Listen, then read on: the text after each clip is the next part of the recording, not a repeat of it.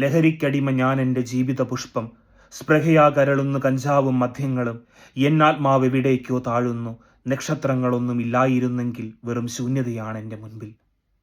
ലഹരിക്കടിമയായി തീർന്ന ഒരു വ്യക്തിയുടെ നൊമ്പരങ്ങളെല്ലാം സ്വന്തം കൈപ്പടിയിലേക്ക് ഒതുക്കിയത് വരികളായി എഴുതിയ ശ്രീ ചങ്ങമ്പുഴ കൃഷ്ണപിള്ളയുടെ മനോഹരമായ വരികളാണിവ. ഇന്ന് ലോക അന്താരാഷ്ട്ര ലഹരി വിരുദ്ധ ദിനമാണ്. ഇന്ന് നമ്മുടെ ലോകം ലഹരിയുടെ കരാളഹസ്ത്രങ്ങളിൽപ്പെട്ട് അലയുകയാണ്.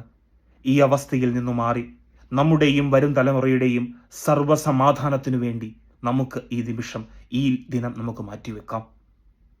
അതിനുവേണ്ടി കേരള സർക്കാർ ഇറക്കിയ ഓപ്പറേഷൻ തൂഫാൻ പോലെയുള്ള പദ്ധതികൾക്കും ലഹരി വേട്ടകൾ പോലെയുള്ള പല പല പദ്ധതികൾക്കും നമുക്ക് സപ്പോർട്ട് നൽകാം. അതിനുവേണ്ടി വരും തലമുറയുടെ സന്തോഷത്തിനും സമാധാനത്തിനും വേണ്ടി നമുക്ക് ഈ ദിവസം നമുക്ക് മാറ്റിവെക്കാം.